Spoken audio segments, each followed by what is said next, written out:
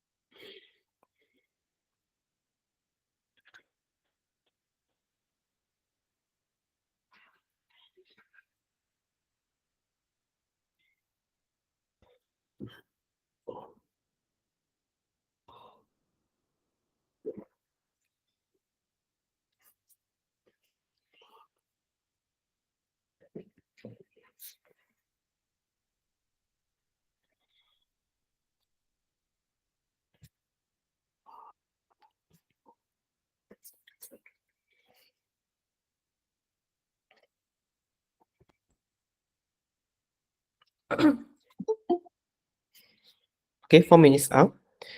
Theo, are you ready? Yes, doctor. Okay, so this is the patient, Miss Aini. You can start now. Hello, good morning, Miss Annie. Are you 30 years old, Miss Annie? Yeah, I'm Aini. Good morning, I'm Dr. Teo here.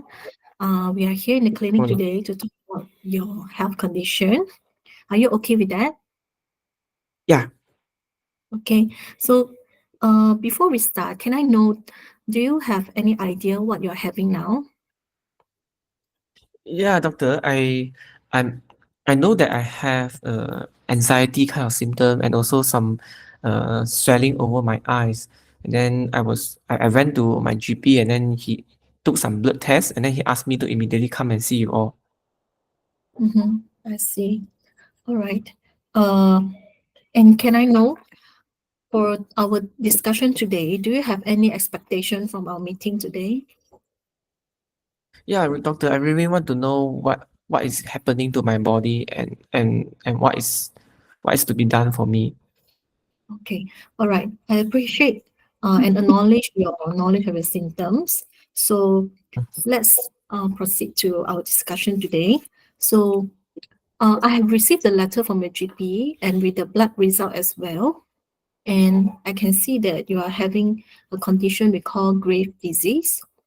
So please don't bother about the Okay. medical term. It just means that one hormone in your body is particularly high, causing you to have the symptoms similar to anxiety and weight loss. Example, some of them you have mood swings, and then we have palpitation. The heartbeat will have racing and pacing of the heart, and also notice diarrhea as well, and also changes in the period. So please rest Oh, okay. assured because this condition is treatable and the prognosis is good, and you will have a near normal quality of life. Are you Yeah, following doctor, me? but I don't understand what is this grave disease about. All right. It basically means that the immune system is misdirected and it attack the thyroid gland in the body. So this thyroid gland, they produce a hormone. This hormone will regulate the metabolism and the function of the body. So basically, your hormone is quite high. So what our management is aim to reduce the hormone in the body so that all the dysregulation can be normalized to a stable state. Yeah, doctor, but what happen if I decided I don't want any treatment? What will happen from this? All right. Before we talk about that, I'd like to discuss a little bit about your treatment option. Is that okay with you? Okay. Yes. Yeah. So for this grave disease, is really treatable and manageable as well. And please rest assured that our medical team here is here to support you, to help you with all the concerns and support that you need to encounter this condition. So what I'm trying to offer now is one medication to reduce the excessive hormone in your body. Yeah, we call it carbimazole. It's a tablet taken by mouth once a day um, to reduce the hormone in your body, so that by reducing the hormone in the body and all the symptoms you are having now, like shaking of the hands, losing weight, feeling pacing of the heart and anxious, all this can be controlled and also will help your eyes symptom as well. At the same time, I will also give you another medication called propranolol. This one can reduce the pacing of the heart and the anxiety feeling that you are feeling, and you will symptomatically feel better. So there are some side effects of the medication. For the first carbimazole, some of the patient, after they took it, they might prone for infection. So if you have any fever or infection or feeling sick, please come back to us as soon as possible. And can Okay. you follow me? Sorry? Are you following? Yeah, following. Thank you. Thank you for your attention. So another thing that I'd like to offer is radioiodine. Is because the nature of the disease, your condition itself is the misdirected immunity towards the thyroid gland in the body. And at the same time, you're Mm-hmm. having your eye is protruding out. So it also affect the cosmetic, and we also do not want the eye to further deteriorate your vision wise, and also to prop out even more. So once the thyroid function, thyroid hormone level are normalized, we will refer you to the tertiary center for the option of radioiodine. This one is to uh, curate the misdirected immunity in the body. And however, after that treatment, you will need a lifelong thyroid hormone because the iodine will ablate the thyroid gland, the overactive thyroid gland. So, and we will also monitor you very closely every 3 months, and also check your thyroid blood levels. And at the same time, after the radioiodine, you will need to be isolated around 1 week so that the radiation will not uh, transmit to the family members as well. So can I ask, are you married and are you planning to get children? Yeah, yeah, I'm married. I'm also actually planning to get children as well. Okay, it's very important that if you have any plans to get pregnant, please inform us so that we can plan your management according to your wishes. So if you are planning to get pregnant, uh, the radio IOD we can postpone until later on. If that is not the most urgent thing now, what most important thing is we will stabilize and normalize the hormone level in your body first. Once it achieve a stabilized state, then we can further discuss about that, the second step. So Okay, doctor, but is it mhm, safe to do this radioiodine therapy for my case? it is safe, but in fact, if you are pregnant without lowering the hormone in the body, it is more dangerous for your pregnancy and for your child. They will have more complication during the pregnancy and also towards the baby. So I really advise you to um, get the treatment, and so that this condition can be stabilized and sorted out. And later on, you can plan the pregnancy with the husband when it's So, stabilized. so doctor, And let's say I have this therapy, the radioiodine therapy. How long I need to wait before I can get pregnant? okay, you mean if you are taking the tablets and also for the radio iodine therapy, Hmm. probably around, I would say, 3 months. Then later on, you will need some protection for 3 months. Then later on, you can plan your pregnancy. It's just a short duration. Um, are you following Two me? minutes left. Yeah, yeah, You have any concern? yeah. I mean, I also heard about the options of doing a surgery. Can I Mhm. know more about it? Yes, yes, I appreciate your knowledge, Miss Annie. The surgery is an option for a patient with a gland that is really big and swollen and not so suitable for your condition. So if in your situation, when the hormone are so high level and you proceed for operation, you will actually aggravate with the condition to worsen. So it's not really advisable. Yes. Oh, okay. But then, let's say that I want the surgery. Is there Mm. anything that may be the side effect of this surgery that I need to know? Sorry, can you say again? Let's say I'm keen for surgery after my hormone is almost normal. What are the Oh, things that may happen so that I need to before be we, aware? all right, I understand. Before we refer to the surgery, we have to look at your situation at that time. For example, is the neck swelling is really big? Is it obstructing you? Is it causing you difficult to swallow? Is it causing you difficult to breathe? Is the swelling is so big that needed operation? This is the first thing that we consider. And also the hormone level. So let's say you fulfill the criteria, then we will refer you to the surgery, to the surgical Yeah. doctor. Mm. So for now, I do not think that you need it at this moment, but we can always make an appointment to come back and discuss this option if you're really keen.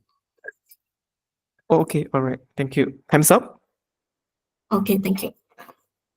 Thank you. Okay. So, Dr. Teo, right? Mm. What is your opinion about your performance? Uh, I think just no so.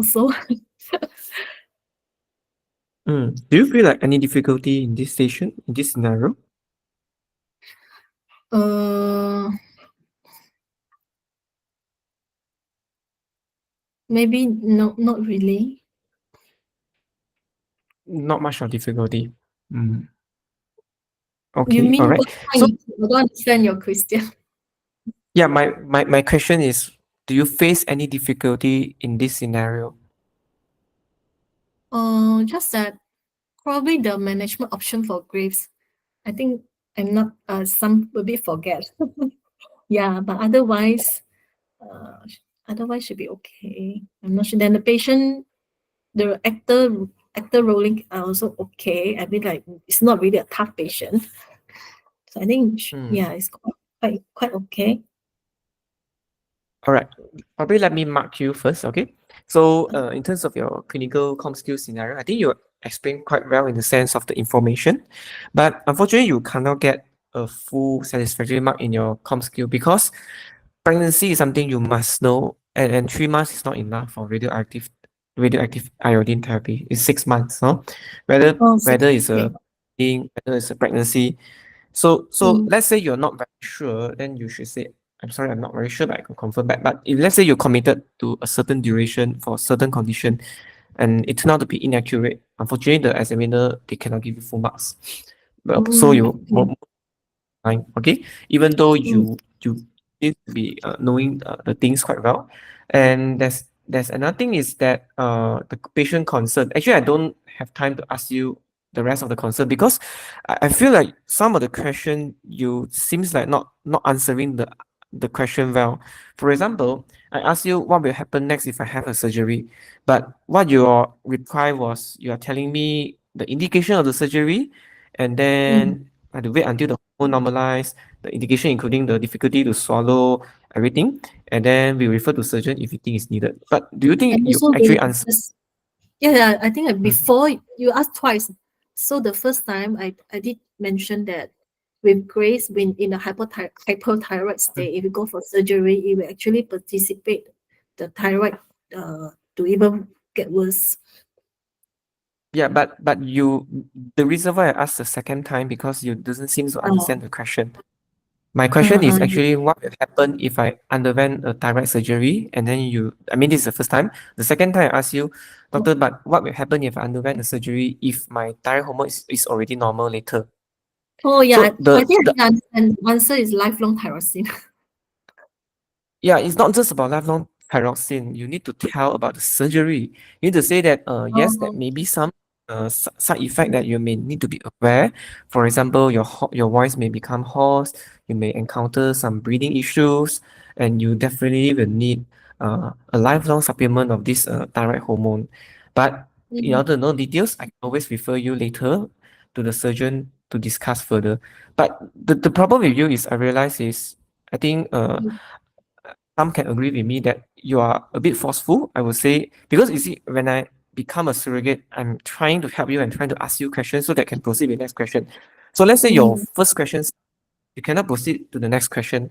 And if your first question is kind of like not answering the question well, the answer is not really good, mm, the surrogate can choose to ask you the same question again to give you a second mm, chance. But let's say your second chance also cannot answer well, then unfortunately mm, they have to skip. And if mm, you're not answering the question directly, unfortunately you cannot get the concern well. Huh? You also get borderline for this because you didn't answer the question properly. Okay. And your clinical judgment is, I would say, is fair, can get satisfactory, and your welfare is okay, but some actually may give you borderline because the reason is being you actually try to cut off the surrogate a few times. If you realize it, I actually try to want to ask a bit, but you actually cut off and then you continue to say what you want to say. And then I also realized that there's one point that I would discourage you to do is when the surrogate asks a question like what will happen if I don't treat my thyroid hormone, which is indirectly asking about complication, right, of Graves' disease. So You shouldn't just shy away to say, oh, I will answer to you later. I will tell you about this first and then I'll see you later. This later will never come in these 10 minutes. You understand? mm, I mean, after we finish the whole session, you haven't still tell me about the complication, which is, again, this is a question asked by the surrogate, which is also one of the surrogate concern. If mm, you fail to answer the surrogate question, you will not score the concern. So it's very objective in a way in terms of the marking skill. So now you see mm, that if you do like this, you only get borderline for com skill, concern, judgment probably you can get full. Maintaining welfare, certain examiner think you if you're rude, if you cut off the patient or surrogate, then you also give borderline. So you will actually almost fail the session, although mm, you can narrow quite well. And that's the thing that we need to convey in everyone. So you see, this is just 10-minute com skill and there's a lot of information to put on. So I just want to get back to you. When you prepare this scenario in the first so-called 4 minutes or 5 minutes, what is your idea? What is the thing that you actually write on your piece of paper? I did write about grave disease, what to explain, and then Mm-hmm. So how do you features. explain? Because I can see that you didn't define grave disease, you didn't define autoimmune disease, but you straight away jump into symptom, straight away jump into management, Uh, and then only then I stop you and ask what is grave disease. yeah. Because your framework must be very structured. Okay, you must tell Mm, the surrogate by grave disease first, and then all these symptoms you experience can be part of the manifestation, and then you talk about the outlook is good. Don't try not to use prognosis, although we know generally prognosis is not a jargon, but try to use outlook. Outlook is good oh, and it can be curable. And then, however, if without cure, without any management, the complication that you may encounter, for example, your heart can get weak, and then your heart rate can get irregularly fast, and that it compromise your circulation to the body. And there's also some issue in terms of your metabolism, things like that. But you shouldn't and I also realize that you are very rushed in conveying all the information. You should do things a yeah, bit slow. not You to, know and that not to care. yeah, com skill you won't have all the time to discuss everything. So you need to know what is the important thing. So let's say you see if you so do you manage to write any social thing that you want to ask for this patient when you prepare the Yes, I scenario did outside? write down marriage, she planned pregnancy or not, and then her Okay. job. Yeah, Mm-hmm. What yeah. else? And then the last part I got write down like brochure, refer to some society, but I haven't got time to mention it. And then Yeah, but I will okay, the tell you. first point is graft disease, second point is the treatment, which is carbimazole, propranolol, and the iodine. And then the social part, yeah. So yeah. So even if you do everything within a stipulated time, right, you will still not get full mark. You know why? Mm-hmm. Because certain communication skill scenario, they have a hidden agenda. So Mm, same goes to this kind of scenario. It may look simple, but actually there is some hidden agenda that you need to explore.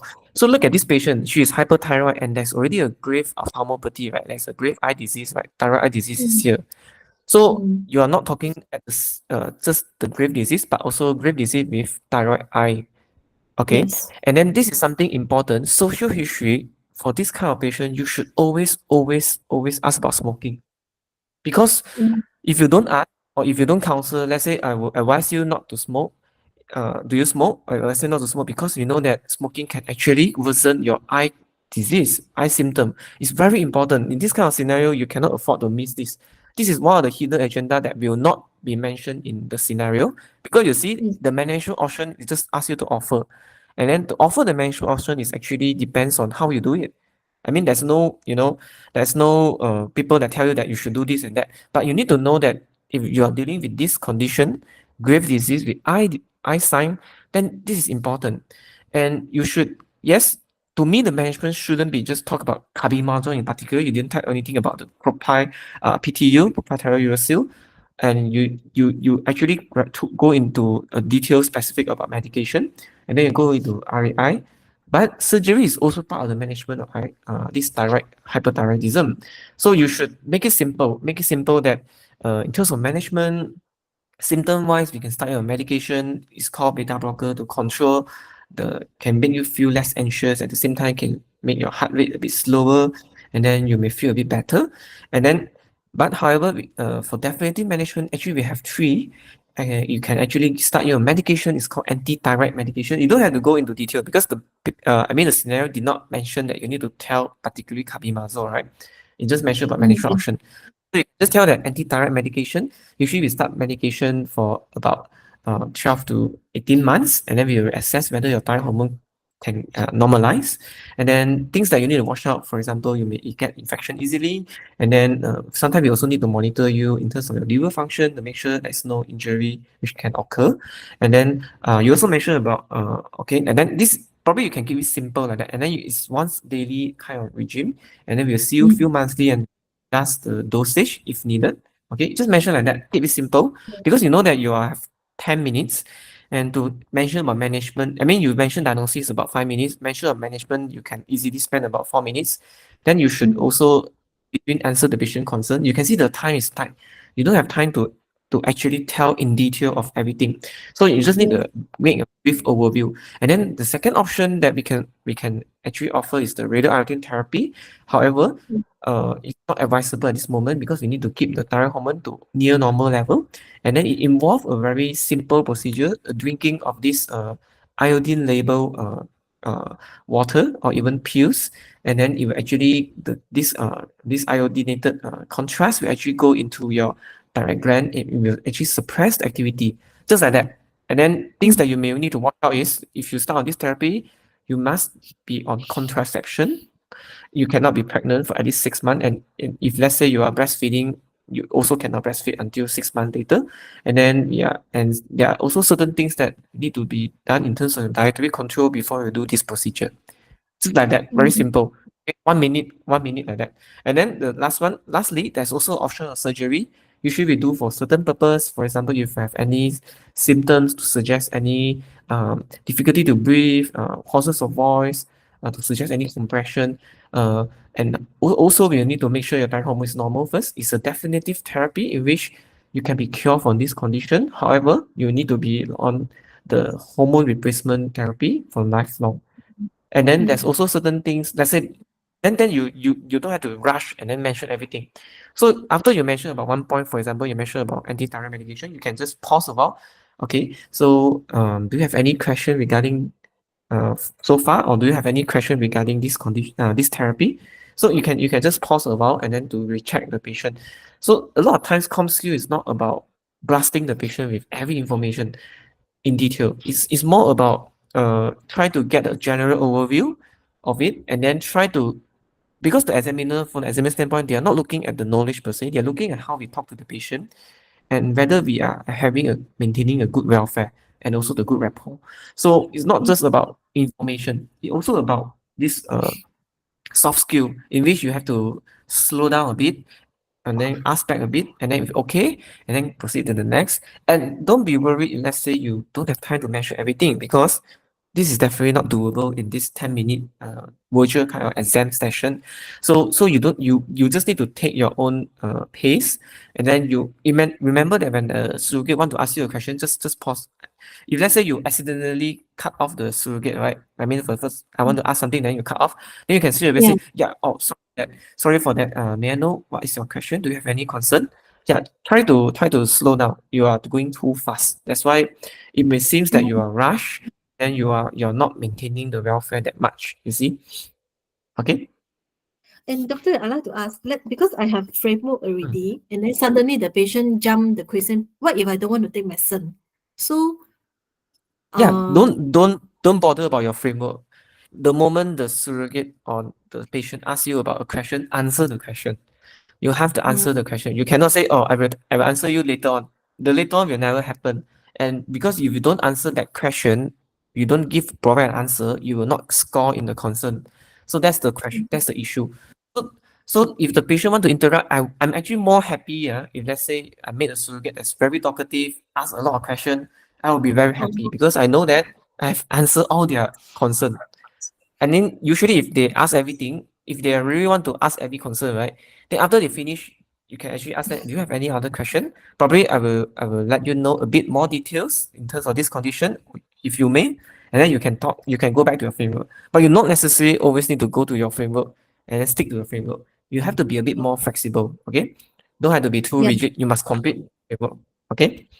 So Doctor, this can is I just ask a last question? Let's say yeah. grave You disease, mentioned how are you going to explain without yeah. medical This is what I jargon, autoimmune? Okay. this is this is how I'm going to explain. I will say that our body immune or defense mechanism that usually will attack the bugs.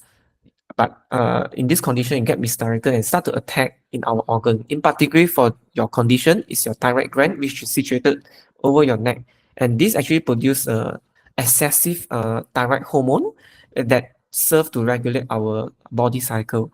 And then the cause of it, sometimes we are not sure, we are not entirely sure, but we know that that is one of the family disease, and environmental factor can also play some role. So the symptom is what you have mentioned, what you have experienced, and I'm afraid that also need to let you know that there are certain complications to be aware if you're not start on any form of treatment. This will include, for example, like what I mentioned, basically cardiomyopathy, AF, eye vision can get worse, and then important complication if you have time is to mention about thyroid storm. Okay, you must mention that patient get into life-threatening crisis or storm Mm, in which your body go into a hyperactive state and you will injured all sorts of all different parts of the organ. And then the osteoporosis is the long-term thing. That if you don't know the answer, also never mind because time is short. And then you should also mention the three pillars, okay? Medication, radioactive iodine, and surgery. And then you can also provide support symptomatic medication like beta blocker. So, I mean, this is just some overview. I mean, this is kind of like my template, but I don't need to mention everything. This is just a mm, guide. You don't need to mention every single details in a com skill. The idea is not about showing how knowledgeable you are. The idea is actually try to convey the piece of information in a short and also concise way that the patient or surrogate can understand from examiner perspective. Okay, so you can say something like that, and then side effect. Okay, and then radioactive. Just keep it simple, like 1 minute, 1 minute. If you have a lot of things to mention, then you have to keep it short and simple. Okay, and then you also mentioned you also have to mention that this radioactive iodine is not suitable for a patient with thyroid eye disease because I actually asked you whether is it safe if I go for this treatment. You say the hormone is normal, then can go. Actually cannot because this patient got eye disease. It can worsen the vision. So usually we will discourage people to go for eye. Okay. And in mm, fact, grave disease that without eyesight after they start on eye, they can actually develop eye disease later on in their life, not immediate. Okay, and mm, then surgery, you also need to mention the brief, and then you should offer if you got time to say, I hope you can consider all these treatment options, and then you can provide us your decision once you have think through. Don't worry, we will be here. Let's say if you have any further questions, we'll give you leaflet brochures or even website to learn about this condition, and you can come back to us. And then the lifestyle modification thing is something that you must mention because a certain scenario, different type of scenario, there is certain hidden thing that you must try your best to mention. Okay, for example, social aspect. For example, for this patient with eye disease, definitely you want the patient to stop smoking. If you ask me, I would say I'm actually actively smoking. So that is another thing that you need to be aware. Okay. mm. Okay. Any question? Thank, thank you, Doctor. No. Yeah. Okay. Yeah. Okay. That's all. Yeah. So oh, too fast. Sorry for that. So yeah, I will go to the next candidate. Someone say cannot join. Let me see. Sorry for that. Okay, sorry. Yeah, some of it cannot join. Okay, all right. I think should be okay. So, next scenario. Let me check. Will be Chua. Chua, are you there? Yeah, All right. yeah, yeah. So, are you prepared for to start? Yeah, sure. Okay, I'll give you 4 minutes from now. Okay.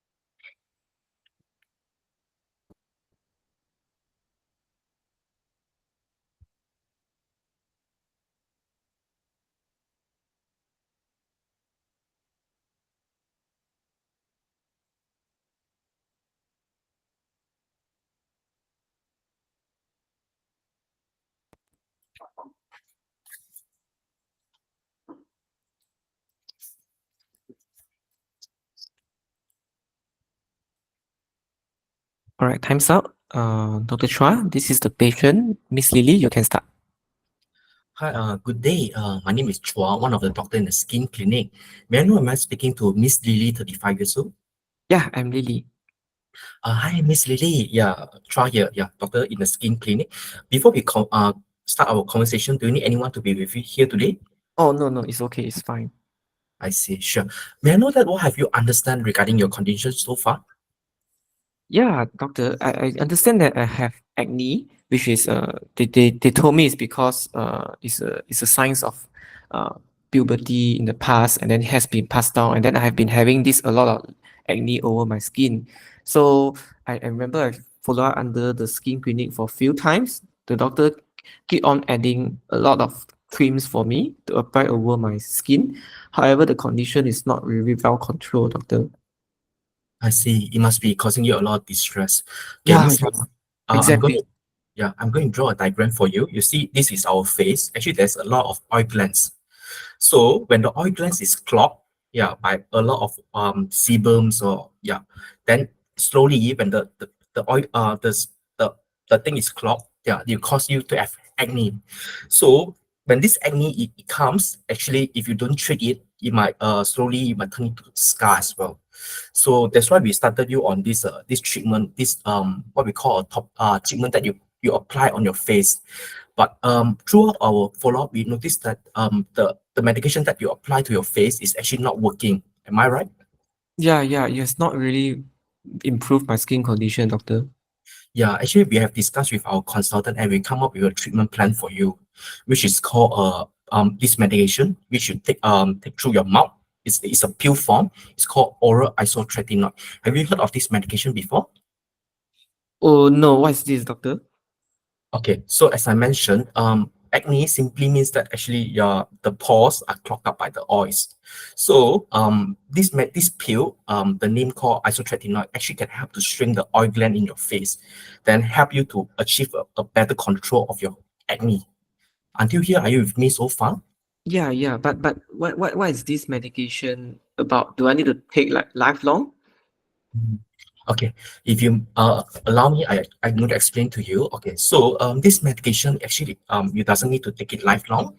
You only need to take it temporarily. I mean, while to help to control your symptoms, while your symptoms is much more control, your acne actually resolve. Actually, we might consider to discontinue this pill.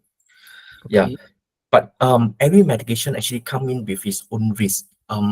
If you may allow me, I'm going to explain to you a bit further regarding the risk okay. regarding this medication. So as I mentioned, this medication, this pill form medication, we only start for those people that doesn't really respond to our medication that apply on the face. That's why we give you these medications, the pill form. But then it come in with a few risks. The first few risks is actually it might cause you to have the dryness of the skin, the eye, the mouth as well. Sometimes you feel that yeah, there's some dryness over the eye, the face, yeah. So to counter that, actually we might need to give you some moisturizer. For the dry eye, we might give you some eye drops. Yeah, for the dry mouth, maybe we give you I advise you to drink more water. Are Mm-hmm. you with me, Sophie? Okay. Secondly, actually, it might cause you to raise your cholesterol profile. So before we start this medication, we might need to take a few blood investigation. We include your cholesterol profile as well.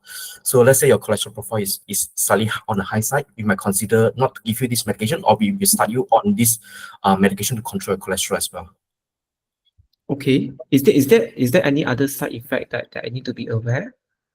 The third thing is actually my cause you to have some thinning of your hair, meaning that some people might, not everyone will experience it, but some people do experience that there's some hair loss while they're taking this medication as well. Okay, okay, all right. But do I really need this medication, doctor? It seems like a lot of side effect than benefit. Yeah, I do understand that you're concerned regarding side effect, Miss Lily. However, tr- when we discuss with our consultant, I think this is the best treatment plan that we have come up for you. But rest assured, we won't force you to have it. I mean, we will talk to you once you understand the risk of taking this medication and the benefit versus it.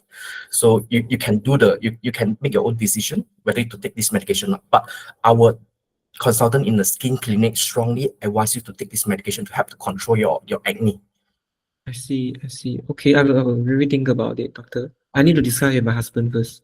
Sure. I'm going to ask you a few more questions to follow up. May I know that are you planning for pregnancy anytime soon?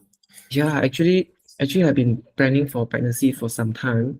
It's almost 8 to 9 months already. See. Are you seeing any female doctors for the No, no, no. So far, no. I see. Another thing is when you take these isotretinoin pills, there's a risk that it might cause um some harm to the pregnant lady. I mean to their pregnancy. So if you are planning to take this medication, we might advise you to take some precaution not to get pregnant or taking this pill. So far up until now, are you with me? So you mean that if I take this pill, I cannot be pregnant? Is not recommended as it might cause risk to the baby. Oh, but what's the risk to my baby if I take it while I accidentally get pregnant? I will need to go back and consult my consultant again regarding the exact risk and what's the deformities and what's the percentage, and I get back to you as soon as possible. Is it all right? Yeah, but doctor, do you mean that I shouldn't be pregnant if I'm on this medication? But let's say if I stop the medication later on, how long I can get pregnant, doctor? Yeah. So once your symptoms is well controlled, your acne is well treated, and you plan to get pregnant later, you might need to discontinue this medication and wait for about a rough duration of 6 months. Then only you can start to plan your pregnancy. Okay, all right. Then you have mentioned about this precaution thing. What kind of precaution will you be recommending, doctor? Let's Okay. say I'm on So this medication. yeah, while you're taking this medication, the first and foremost is actually to avoid pregnancy. So maybe I will recommend you to take some precaution to avoid pregnancy, like taking some pills to help to alter your hormones so you don't get pregnant easily. Is what we call a hormone pills. The second thing is maybe there's easier way. There's one instrument that can put in over your arm area that can help to alter your hormone as well. Yeah, to help you to avoid pregnancy. So this thing, normally, if you are keen to take this medication and you need help, I can refer you to the female doctor. Okay, all right. Okay, Miss Lily, this is the brochure with the all the information that I have mentioned regarding this acne and the isotretinoid. Our team strongly believe that actually this might be able to help with your conditions. Please kindly read through all the information that written in the brochure, and and that subsequently there'll be a one form. Is what called agreement form, consent form, with all the written 2 minutes details. left. I might need you to sign on the consent form before starting this medication as well. Okay, all right. Doctor, will my skin get worse with this medication? Okay. As far as I understand, I don't understand your concern regarding that your skin disease might get worse. But as far as we understand and with discussion with our consultant, actually this medication is going to help you way better than the medication that you apply on your face. Yeah. But we will continue to follow you up throughout the clinic sessions. If you do feel that your face condition is getting worse in any form, yeah, please do to come back to us. We might need to change to another medication as well. Okay, doctor, I heard about this medication online that some people actually after try on this medication, they actually become like a crazy person. Is it really the case? I mean, is it like a known side effect that I need to be aware? As far as I understand regarding this medication, I don't think so. But I think you raise a good concern. Maybe I will go and discuss with my consultant again and get back to you as soon as possible regarding these possible side effects. Is it all right? Sure, sure. Thank you. May I know that do you have any other concern, Miss Lily? No, no. Okay. So Miss Lily, I have explained to you regarding your condition and the medication. Can you please repeat what you've sorry. Can you please use your own word to explain what have you understand so far? Yeah, I have very bad acne and try on multiple topical creams. It's just not working, and you told me to offer these options of trying with this medication isotretinoin.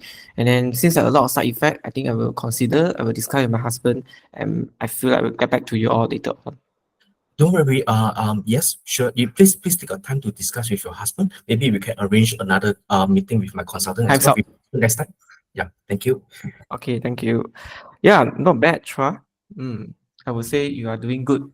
Yeah, but my comment to you is, if you have choice to choose, I mean, you have almost like few 30 second to 40 second to ask the patient to recap what have you all discussed versus to actually explore a bit on the social history and also the activity functional limitation. Which one will you go for in the 10 minutes? I explore the concern more. Actually, concern get more marks. Yeah. It's not the concern. I mean the social Oh, history and also the functional limitation because of the patient condition. oh, you mean the smoking, the alcohol, and the okay, okay, yeah, agree. I need to find out what job he should work as actually. Yeah. Yeah, not necessarily smoking or alcohol. I mean, everyone relates social issue as just smoking alcohol. Sometimes you also need to explore in terms of the how is the work, is it stress, and then how's the general condition at home, who are supporting her at the moment in terms of if let's say she's sick. I mean, a lot of social aspect that we need to consider other than just smoking or alcohol lah. Generally, for acne vulgaris, smoking and alcohol may or may not really worsen the condition, so may not be useful to actually talk about it. But I feel like you should ask how does she feel about her acne, and then I mean you can ask her. I mean how does this thing has actually affect her quality of life? Then she will tell you that, for example, she go to work, everyone will actually look at her, although she'll tell you that she's actually from customer service line, and then everyone is like looking at her. She feel that her cosmetically, she feel very disappointed at herself, things like that. So you there's always something that you can talk about in social history other than asking patient to summarize, because I think asking a patient to summarize may not be the good choice. It may be good for the old format because we have more time, but if you are very stuck with just like 10 minutes, I would actually not advise to do that. You would just use up your time to actually explore in terms of the uh, patient dynamics in terms of socially. Okay. All right. My first comment to you before I ask your opinion is, have you ever started any patient on isotretinoin in your practice? Yeah. Only a few lah. Only a few. Very few. Yeah.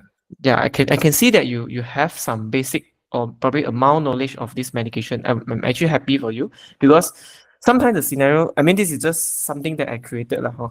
But sometimes this kind of scenario, whatever things that was mentioned that we discussed or mentioned in NHS website can come in exam, like what we always mentioned in the past.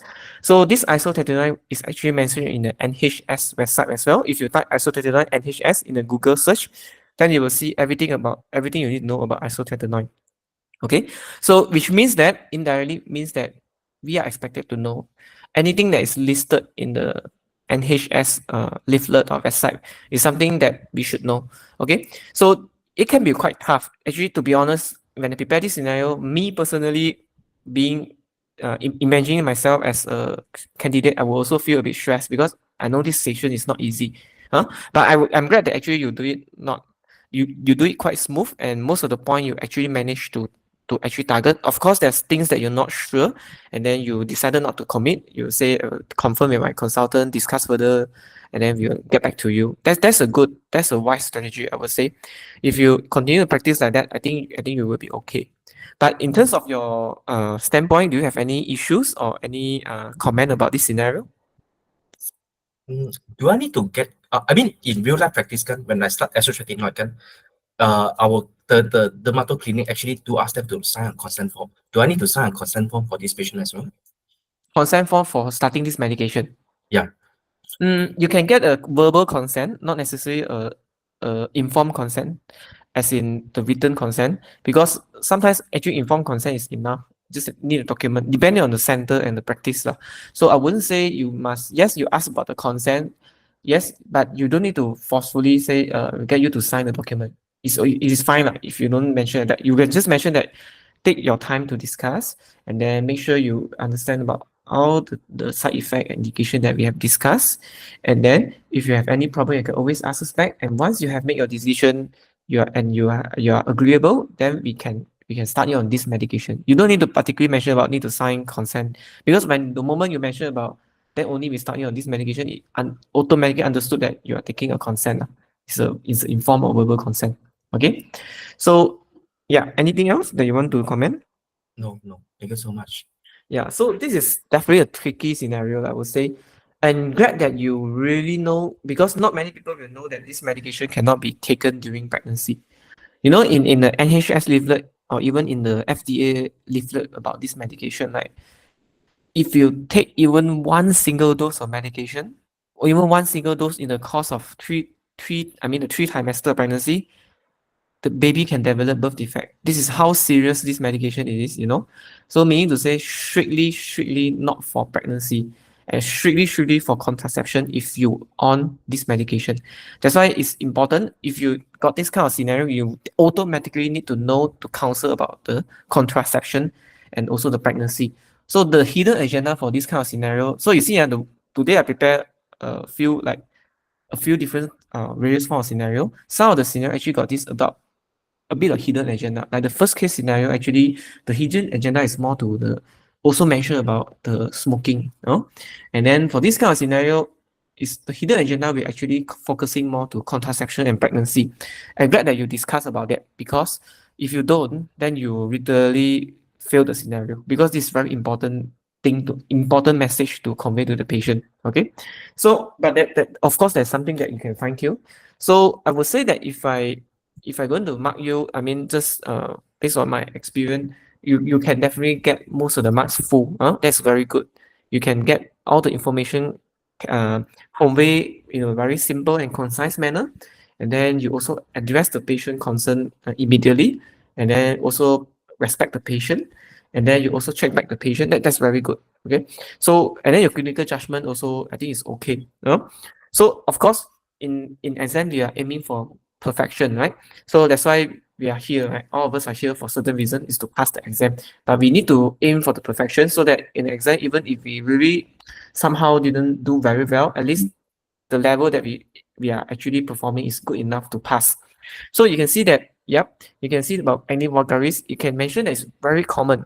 So sometimes when we mention about a condition, right, to explain a disease, whether it's a common is rare is important to mention, because if you tell the patient that this is a common skin condition, then everyone will be like, okay, I'm not alone, right? So you should mention that it's a very common skin condition that affect most people. It can happen at the face, at the back, at the chest. Sometimes can appear at the spot or oily skin. Sometimes can be hot. I mean, you don't have to mention so deep, in detail, but this is what written in the NHS leaflet, so I just sung it in a way, but you can just use it in your way, okay? And then the cause is because the tiny holes in the skin. You want to use the draw or diagram, things like that is fine. If you got time, if you feel comfortable to do that, why not? Okay, and then in which the tiny holes is actually blocked due to the hormonal changes or environmental factor causing you can mention about something, the oil is, or the sebum or things like that is blocked. And then the symptoms can happen with spots, bumps, sometimes can get infection. Okay, complication is mainly can affect your image, and sometimes can be very disfiguring. It can also affect your quality of life. So therefore, it's important for us to already start you on the topical creams. However, we also understand that this cream is not working very well in your case, and now we actually recommend you to start you on, after discussion with our consultant, we actually recommend you to try on this medication to be taken orally. It's called isotretinoin. Have you heard about this before? So you can just pause by that. Okay. So then she will say, so isotretinoin, as the name goes, is a retinoin, right? Which is a retinoic acid. It's actually a vitamin A derivative. Okay. So if the patient asks you what is isotretinoin, it's actually it's a form of medication that derived from vitamin A.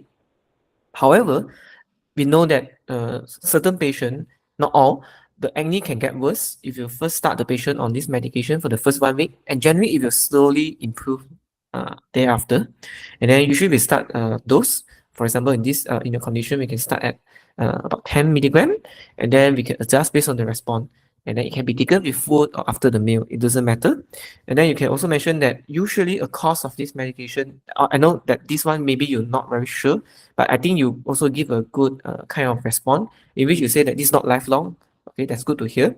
It's about 4 to 6 months, and usually the condition skin should get better in up to 2 months time, even after stopping.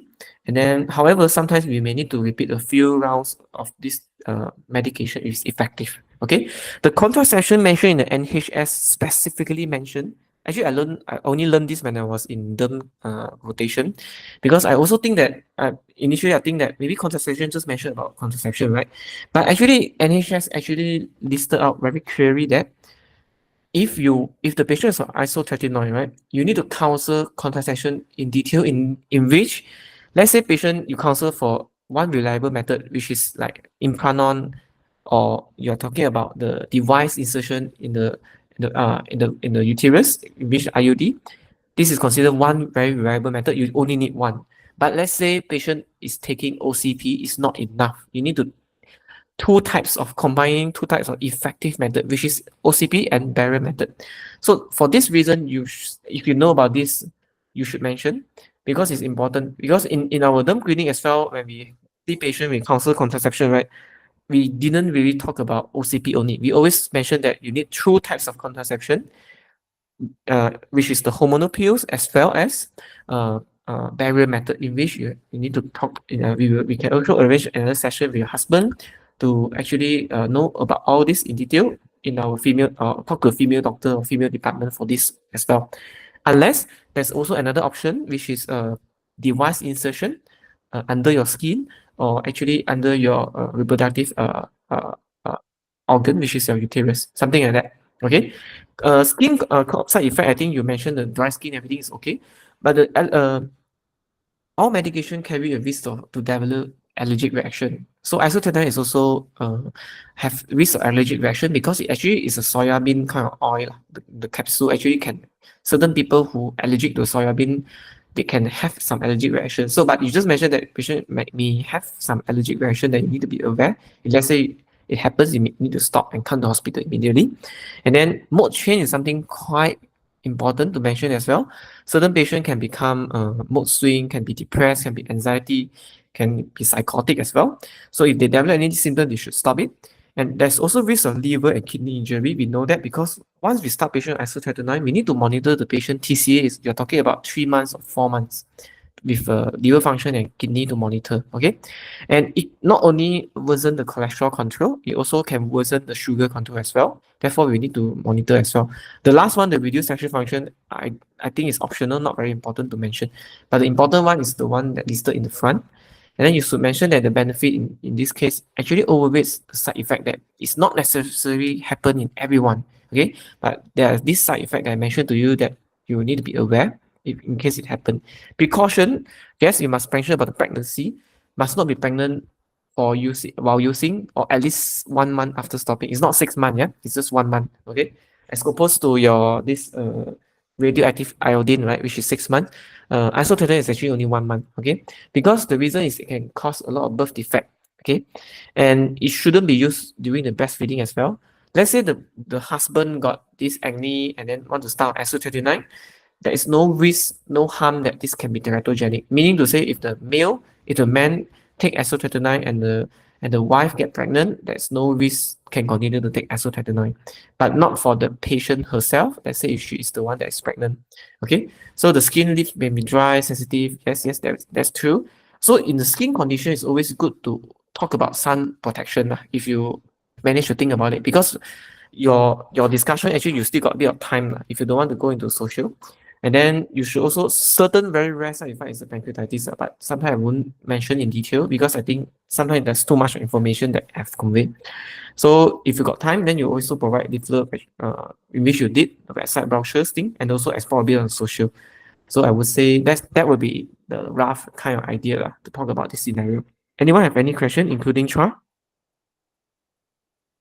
No question. Thank you so much. Okay, yeah, all right, good. I would say you did very well. Okay, so next will be Zien. Zien, are you there? Yeah. Am I clear?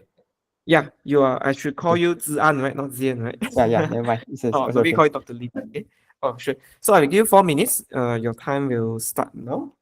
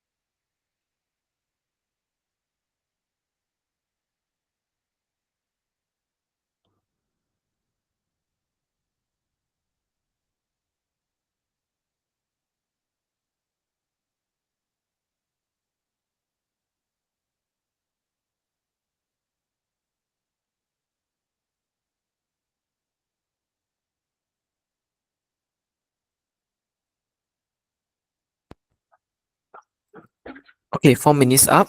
Dr. Lim, this is the patient, Madam Uma. You can start now. Okay, all right, thank you. All right. Good day. May I confirm this is Madam Uma, 35 years old? Yeah, I'm Uma. Yeah, yeah. Okay, all right. Madam Uma, I'm Dr. Lim, medical doctor from a rheumato team, which is okay. So, we are here today to mainly discuss regarding your health conditions. Is it okay? Yeah, sure. All right. Before we start, just to make sure that we are starting from the same page, um, are you aware of what is happening regarding your health condition? Yeah, doctor.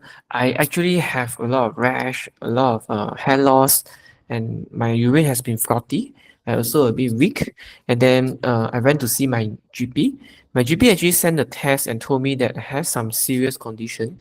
And I actually told him that actually I just got to know that I'm pregnant. So he was very worried and he referred me to see you today. All right, I see.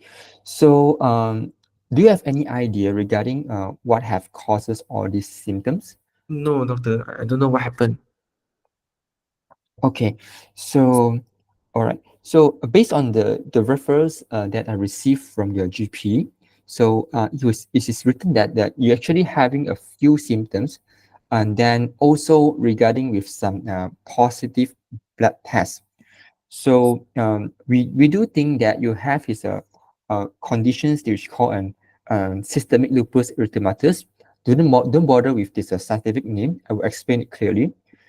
Basically, this means this is actually um, a malfunctions of our body immune system, which originally should target and tackles all the bugs in our body, but it went haywire and then it attacks our own organ instead.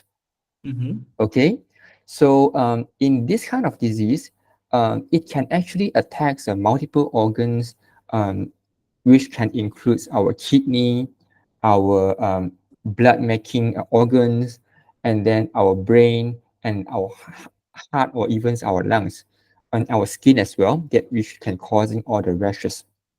Okay, so and then this can actually explain that all your symptoms that you have experienced in recently. Okay, so okay, are you okay so far? Yeah, yeah, that's true. Mm, okay, so But so doctor, mm, I stop you for a while, is it confirmed that I mm, really have this disease? okay, so yes, because actually we have been we diagnosed these conditions based on several criteria, which is your clinical symptoms, as well as your blood test. Okay. However, our investigations is not done yet. In order to further stratify your disease severities, and then also to check which other organs is involved, we were going to run extra blood tests, which include the functions of your to check your functions of your kidney, of your livers, and then also some others special blood tests to check whether you have any other special antibodies that is associated with a high risk disease. Doctor, is this a family Mm, disease? okay, so this is actually the variety of causes and explanations regarding the cause of this disease. But yes, genetic do have a major role in this. And then many people found that patients with this disease often have family members who suffer the same disease as well. Okay, all Okay, right. all right. Yeah. What Mm, is this condition curable, doctor? okay, so don't be too worried. This conditions is actually we can treatable. How which means that we can actually with our current medications and technology, we can bring the conditions under control and can live as a normal life as possible. However, I must admit that currently we don't have a perfect cure for the condition yet, which means that the disease it may comes on and off, but then it is controllable. That means I need to be on medication lifelong? Okay, so in order to bring this disease under control, we may start medications, um, probably few types, and the quantity will depend on how severe is the disease. If the disease is, let's say, is controllable, is maintained in a dormant stage, we can reduce to the medication as minimal as possible. Okay. But Um, doctor, mm, I just found that I'm pregnant, doctor. Is it safe mm. to start all this medication? Yes, we do aware of your current pregnancy state. So there's a range of medications available to treat your condition. So, and some medications is actually compatible with pregnancy. So we'll definitely take note of this, and then we will start the appropriate medications which will not harm your baby. I see. So So doctor, mm, so you think that I'm safe to continue pregnancy? Because the GP doctor is very worried. He told me that I need to see you immediately. It seems like he's worried, but I don't know, doctor. mm. What is your Yeah, thought? yeah, okay. So in SLE patient, in conditions that the patients who have conditions like you, they actually have may have a higher risk pregnancy, which that we will involve the obstetricians, which is basically the lady doctor, to join our team, so to ensure that your baby and you both are safe. So you may actually have a higher risk of getting a conditions called preeclampsia. Basically, this means that you may have a higher chance of having some uh, high blood pressure associated with some other complications of the organs. But please don't be worried first. We will try to monitor your conditions closely to make sure that you are not develop this. And also, we will give you the some medications, some blood thinners, and then some calcium that may actually reduce the risk of you developing this riskier condition. All right. Okay, Is doctor. it? Yeah. Is that all okay for you? I believe that this is quite um, a lot to take. Yeah, yeah, I'm okay so far. Okay, all right. So, so in your condition, it's actually will involve a multidisciplines. So, as we notice that your protein, your urine, it seems to be have some protein, okay, which is not normal, and then we are afraid that these conditions is actually affecting your kidney as well. So to ensure the 2 minutes best left. benefit of you, we will involve a kidney doctor as well. So basically, to get their opinion regarding what is the best treatment that can tackle all of your problem. Okay, so mm, okay, so till now, do you have any special concerns that are you're worried of, or anything I can help with? Yeah, so doctor, you're saying that actually it's safe to continue with my pregnancy, right? And then just need to start Mm-hmm. medication to treat for this SLE condition. Mm-hmm. Is it so? Yeah. Uh, yes. But because it's a high risk pregnancy, um, we'll try to arrange a detailed scan, which is basically a very clear ultrasound by some experts to check your baby in like possible a midterm around like a 16 to 20 weeks like, of pregnancy, to make sure that your baby is actually all right and do not have any obvious congenital abnormalities. So if there is, we will have another separate discussions regarding the pregnancy plan. Yeah, I think this is a quite a heavy topic, and it's a too much to discuss for now. Um, but don't worry, maybe we will arrange a proper session, next sessions, which will involve other team of doctors and together with your family and husband as well. Okay, doctor. Mm. Okay. So, all right, allow me to explain further regarding the management. So, in order to tackle this disease, as I said, there's a treatment available to control. So, we will start few medications. Time's up, Uh, okay. but you can continue. Okay, we will start few medications which can act to modulate your immune system to make it work more normally. However, these kind of medications can actually suppress your immune system and make you more prone to infection. So please be careful, and then to wear mask in public space. Yeah. Okay, all right. So, okay, how do you feel about this scenario? This scenario. When you prepare this Yeah. scenario outside, what are the things that you are expected to discuss, and what are the expected difficulty in Hmm. this scenario? Uh, I think it will involve the obstetric will be an issue lah. But actually, I'm not so sure whether she can continue the pregnancy or not lah. Yeah, that's the Mm, main mm. that's the main bulk Yeah, of the discussion. yeah. Hmm. What does the guideline told you regarding the SLE in pregnancy? Yeah, I'm not aware of this piece of info lah. So there was I mean, some lacking here. in active SLE, the patient should not Hmm. be pregnant Hmm. until the disease is in remission for at least 6 months. This is based on the guideline.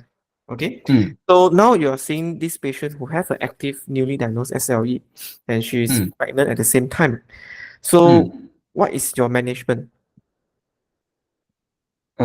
Actually should discuss with other discipline whether is the pregnancy suitable to continue.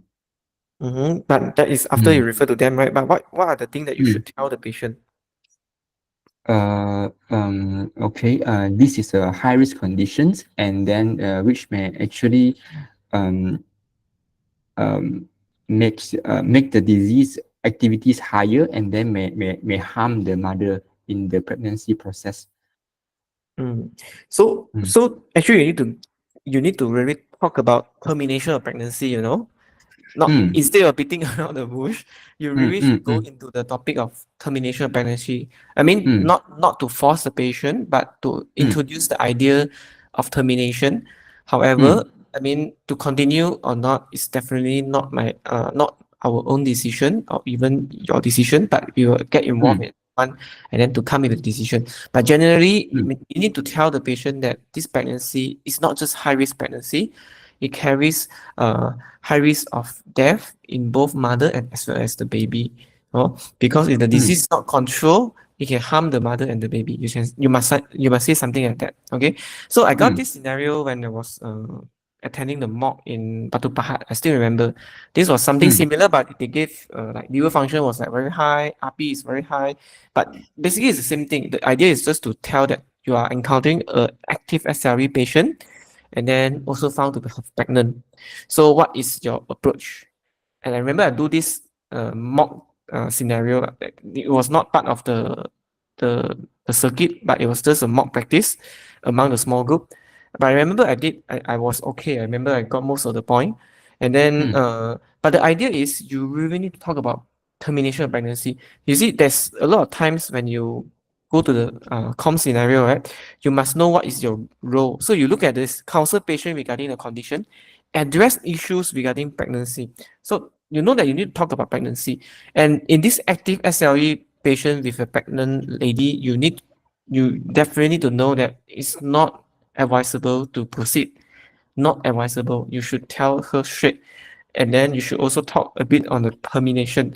So that is mm, your main other than counseling about SLE, there's another part mm, of the discussion which is about the pregnancy termination or continuation. And then you also address her concern. That is your mm. role. But because you didn't really tell her about termination, Yeah. and then unfortunately Mm, your clinical mm, judgment will be affected. Okay, mm, will be affected in unsatisfactory, mm, but your concern, I think, still okay. Your common skill is still okay. Your welfare is still okay. It's just that mm, if you didn't score well in the judgment, you can still compensate in other station, like for example, the clinical consultation. But sometimes, if your clinical consultation also cannot get a good diagnosis and then stuck, you may not able to score very well in the clinical judgment component. That shows that how mm, important it is in com skill. You really need to make sure that you manage to get the overall idea to be discussed. Okay. So if mm, if you're going to go through, right? I mean, I'm just going to go through how we approve this scenario. After you confirm age, and then you invite the patient is good, and then you define SLE in your own way, not wrong. You can say involve joint, skin, can also have mouth sores, muscle weakness, tiredness, blah blah blah. You can mention all that, and then the complication can actually includes kidney injuries, can also increase risk of heart attack, can also cause breathlessness because it actually attacks the lungs, and then can also leads to leg swelling, for example, and sometimes can also attack to the brain and the nerve, causing you to have fitting episode or even numbness. Okay, so these are the complications. The outlook actually varies from person to person. You see, when we explain disease, we try to go by the framework, but you don't need to necessarily very rigid in your framework. You can just try to do it smoothly, and sometimes you may not need to mention everything in one go, and then you may not necessarily need to mention everything together. Okay, you can just mention about renal, heart, maybe you don't mention about brain is fine. Okay, and then you must mention that the outlook varies from person to person. There's medication that we can start to modify the disease progression. However, some may still develop some serious condition even with medication. This is to preempt the patient that this is patient without pregnancy, you see. So, and then when you mention about management, you say it's not curable, but it can be controlled with the medication. And then it involve multiple disciplines involving the joint doctor like us, involving the physiotherapy, occupational therapy, and also some medication to reduce the symptom. Then you must really try to address the second part of discussion, which is the unplanned pregnancy. Look at the scenario. Scenario already told you it's unplanned pregnancy. So it's hitting you that you need to discuss about unplanned pregnancy, which is risky, and also you need to talk about termination. Okay. So you must mention to you how do you do that is actually you can tell her that I'm very sorry to tell you that actually all the pregnancy must be planned at least 6 months earlier in your condition, especially in the active form of your SLE. The reason is being some medication will need to be adjusted and even change as they may be potentially harmful to the baby. And other than that, this disease itself can be becoming more active than usual during the pregnancy and may also start to attack different parts of the organ and the body. If let's say you decided to proceed with this pregnancy, there's harm to both yourself as well as the baby. In terms of yourself, you can have a risk to develop premature delivery. You may even have a baby loss. You may develop severe life-threatening bleeding or kidney or organ injury. In terms of baby, you also have the risk to your baby can also have prematurely delivered and affect the development, and there's also risk of death during the pregnancy. Just mention like that. So if you approach it from this way, you don't need to straight away tell about termination pregnancy. You tell her actually all pregnancy need to be planned. Okay, reason is being like this, and then you tell her what are the complications if the pregnancy is continued. Only then you talk about, and then you try to talk about actually this patient, if this surrogate, if you talk about like that, if you tell about termination and the risk, right, the surrogate can become very emotional one. You start to cry and then you offer a tissue. I remember the one that I did was really cry like that. Very good actor. Then I really offer a tissue and then I tune down I slow down, give some few seconds and ask her, are you okay if we continue to discuss about it? Or you want to do it in the next session? So sometimes you may want to do that to really, try to prevent the delay in terms of addressing the emotion. Okay. So after you address a bit of emotion, sometimes they may be very, very outburst in terms of the emotion. But after you settle that, then you can tell her that, yeah, I would say that at this point of time, for termination of pregnancy or continued pregnancy may be very difficult for you to accept and make at this point of time. And therefore, it's best for me to arrange the next meeting to discuss about this condition with every team. You can mention that. And then you should try to have your standpoint that actually, in my opinion, in our medical opinion, we actually advise for termination as your condition is very active. And this is still an early stage of pregnancy. However, the ultimate decision is yours. And then I believe you also have a right to know more about this. And we will let you arrange the meeting to talk about female doctors as well as the baby and also the mother specialists. Is it just like that? Okay. You don't need to go too, I mean, you are like the pinggir guy, like you're like rounding, but you don't want to talk about the main dish, which you really need to mention to the patient regarding the termination. Okay. And then you just make a short conclusion, short summary. Just mention that we offer leaflet, brochures, website, and even support group. And then if let's say you need a termination later on, we also offer you can refer to the social worker, let's say needed. You have any issues and hospital contact if you're unwell. So you can just close the conversation like that. See? Okay. You have any question? No, so far. Okay, Understand, right? Yeah. So the idea is actually you try to when you prepare the scenario outside for ComSQ, it's not for you to write a few words only. You really need to dissect the I would say you if you have 5 minutes when you are outside the scenario, you use full 1 minute to read the scenario, and then you try to highlight or try to I mean, most of the time we cannot circle because the question is actually is laminated, but you try write on the piece of your paper that what are the important point that you need to discuss. So let's say explain SLE, I will just write define cause, symptom, complication, outlook, management, and then I will straight away number one. This is number one part, which is the explain disease. Then I know that the pregnancy part need to discuss. So you also highlight that if you highlight this word of unplanned pregnancy, then you really need to know how to counsel. Okay, you know that it should be planned, and then should be at least how long, and then what the complication, and then you go in slowly about termination versus continuation. So this scenario does not require you to commit 100%, like definitely want to gao terminate the patient. Let's say the patient cry and say, I'm sorry, I really need to refer you to the female doctor in which I think you really need to be terminated for this pregnancy. Instead of forcing the patient, we should give a room, a space for the patient as well, and a benefit of doubt as well. So that's why it's important not to fully force the patient for one decision. Like you can continue the pregnancy or you can terminate the pregnancy. You must give two options and then offer just a short knowledge of both, and then let the patient as well as the MDT to decide later on. Okay. All right. So I would say this is the end of the third scenario. Next, we will go to the fourth scenario, which is, let me see, yeah, Nanita, right? Nanita, are you there? Yes, doctor. All right. Okay. So are you ready for the fourth one? Yeah. Okay. So I will show you the scenario. You have 4 minutes to prepare, and it start now. Okay.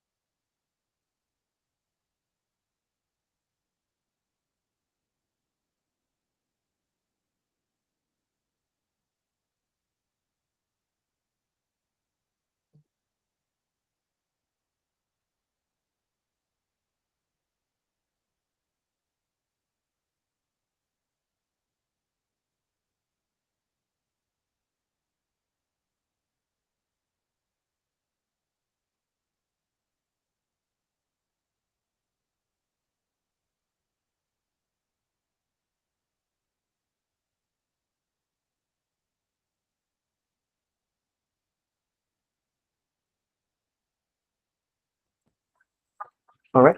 2 minutes. Sorry, 4 minutes out. Okay. So, Dr. Danita, let's start. This is Mr. Thompson. Hi, good evening. I'm Dr. Danita, one of the doctor in the neurology ward. Am I speaking to Mr. Thompson? Yeah, I'm Thompson. Okay, Mr. Thompson, we are here today to address your health issues and discuss further about the treatment plan. Is it okay? Yeah, sure. Okay, Mr. Thompson, how much do you know about what has happened to your health over these few days? Yeah, doctor, I have been having this weakness over my legs and also my ankle for almost 1 week. However, I realized that I start to walk unsteadily and I have fell down about twice, and then realized that my leg and my thigh are getting weaker and weaker, and it seems like this weakness is coming up from my ankle, and then there's also some numbness as well. So so I am very worried. I go to the hospital and then they did this they extract some fluid at the back of my spine, and then they also do some acupuncture kind of test with a lot of needles poking into my uh, arms and also my legs, and then now I'm waiting for doctor to tell me all this result. Thank you, Mr. Thompson, for sharing about this. Okay, I'm here actually to also to explain about the results of the blood test that we have done, and also the fluid that we have taken from the spine. Okay, so you actually came in with some lower, leg weakness, and before that you were having some loose stools after eating in the hawker stall. So for this reason, we suspected that you have a bug that actually attacked the nerves. So we did run a few blood tests, and they're also taking of the sample from the spine, and it has shown that you have a condition known as this acute polyneuropathy, which means that there is the defense system, it attacks the nerves of the body, and it is actually due to the bug that you got from after eating from the hawker stall. Do you follow me? Sorry, I don't understand the diagnosis. What is it again? Okay, it is a acute polyneuropathy, which means there is damage and damage and death of the nerve cells that are okay. Nerve cells are basically, they are like they transfer they transfer the they innervate the muscles or the senses of the legs or the hands or any part of the body. So when this is affected, you will have some numbness or weakness. Okay. Okay. So what are the potential complications that I can have later on? Okay, Mr. Thompson, basically we have like three types of nerves. One that helps to transmit the senses, which is like pain or hot feeling.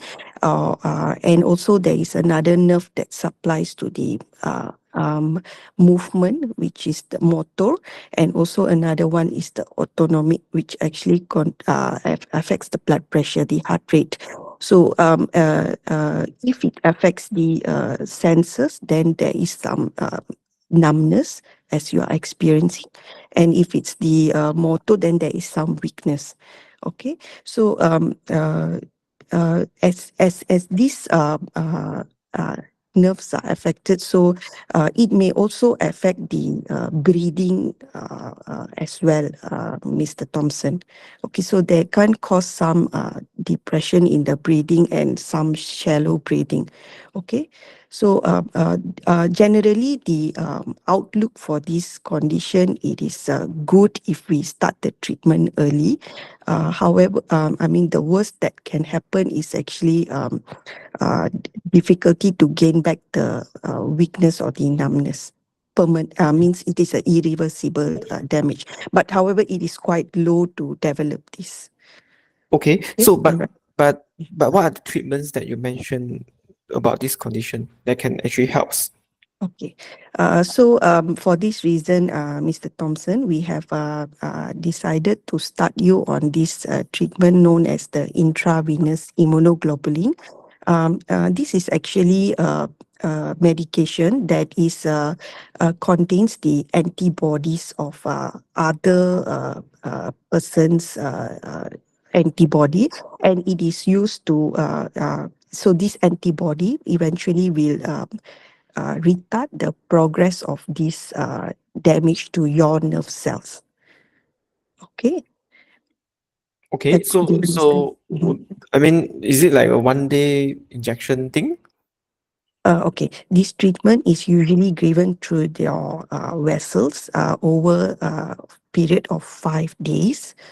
And you will need to be in the hospital while throughout you receiving this treatment. And eventually we can see the outcome within the next few days. You will you will see improvement in your symptoms after this treatment has started. Is there any side effects that I need to be aware? Okay, there are certain side effects. However, the benefit of receiving this treatment is more than the side effect. The side effects include allergic reaction. You may develop like rashes or swelling of the face if you are allergic to this medication. However, we can give if you develop, there are medication to help treat the allergic reaction. Also, there is a risk of developing some blood clots in the leg. But for this reason, since you are in the hospital, we will monitor you for this side effect as well, Mr. Thompson. Okay, and then you mean the clot in my leg? It could be in the leg or in the lung as well. Oh, okay, all right. And then do I need to be pay for this medication? Okay. In our country, this medication is given for free in the hospital, Mr. Thompson. Okay, but then doctor, let's say I'm receiving this medication, Mhm. how long I would expect in terms of my recovery? Can I become fully normal later on? And how long is it? I need to give some time. Usually, the effects of this medication can be seen in the 3 to 5 days time, and recovery is usually full recovery.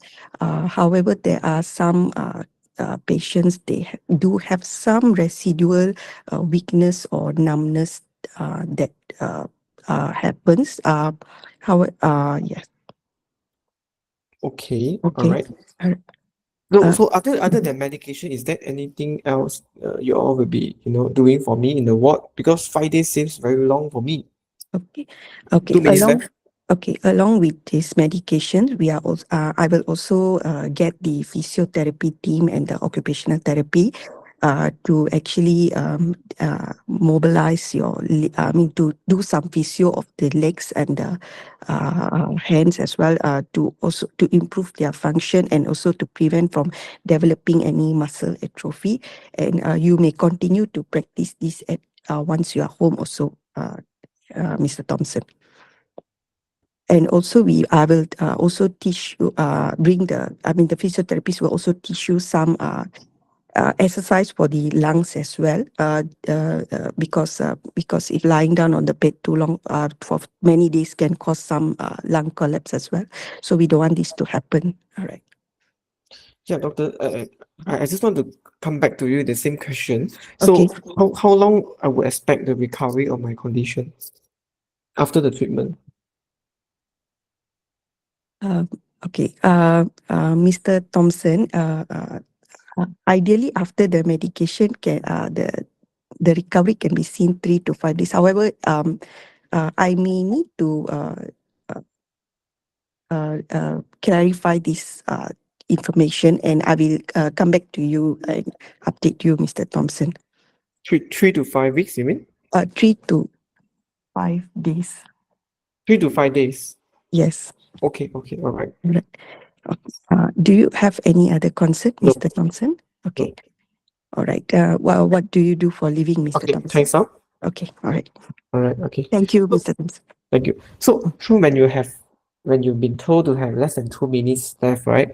Uh-huh. So you should be a bit faster and try to ask any further question that you think is important and try to provide a closure. So instead of like asking about association, because you know that by the time you finish doing that, you already left with few seconds left. So you should just finish the scenario by saying, I provide you leaflet brochures, and so even support group about this condition and help to get you well informed about the condition, and then hospital contact, let's say if you're unwell later on. Okay. Oh, So okay. yeah. So what is this diagnosis? It's GBS, doctor.